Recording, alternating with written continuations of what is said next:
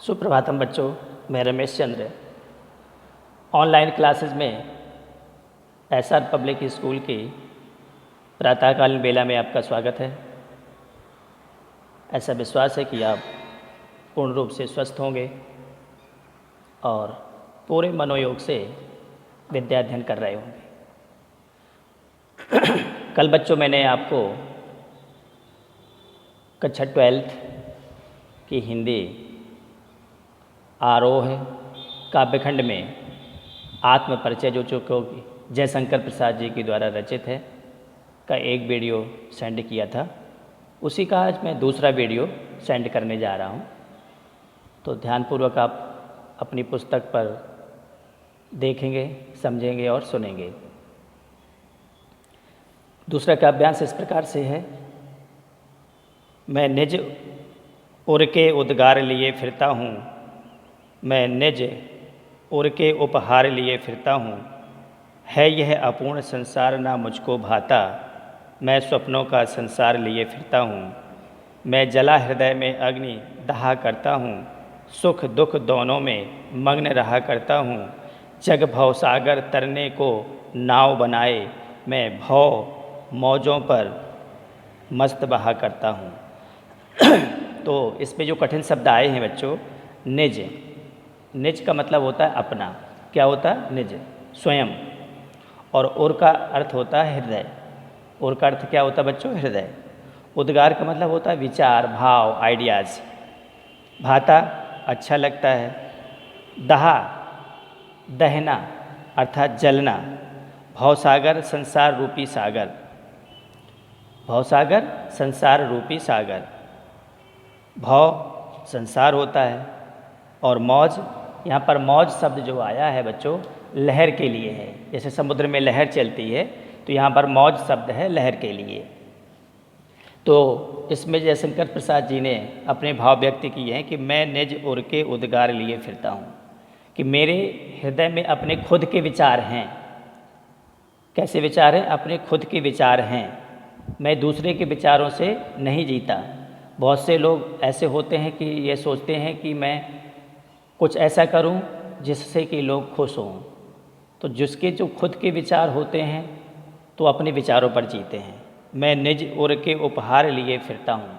मैं संसार के लोगों के लिए, समाज के लोगों के लिए मेरे हृदय में कुछ ऐसे उपहार हैं, कुछ ऐसी सौगात है जो मैं उनको देना चाहता हूँ। है यह अपूर्ण संसार ना मुझको भाता।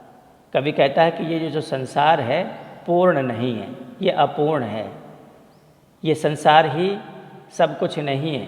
ये जो व्यक्ति जन्म ले लेता है और संसार में आ गया तो सोचता है कि ये संसार ही पूर्ण है। ये तो एक दिखावा है।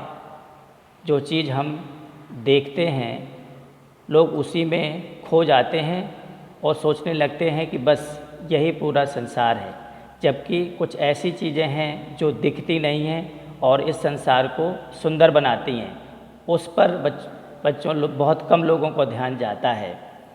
मैं स्वप्नों का संसार लिए फिरता हूँ। उनके मन में कुछ इस प्रकार के विचार हैं कि मैं किस प्रकार का संसार बनाना चाहता हूँ। लोग आपस में प्रेम करें, बैर भाव ना करें, अमीर गरीब में किसी प्रकार की कोई खाई ना हो।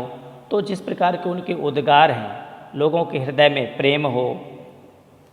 मैं जला हृदय में अग्नि दहा करता हूँ। मेरे हृदय में एक परिवर्तन की अग्नि है कि किस प्रकार से समाज में चेतना आए, किस प्रकार लोग प्रेम से रहें।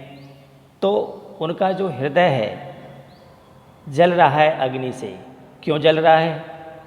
इसलिए जल रहा है कि वो देखता है कि इस समाज में किस प्रकार से लोग आपस में वैमनस्यता करते हैं, प्रेम नहीं करते हैं, एक दूसरे से घृणा करते हैं।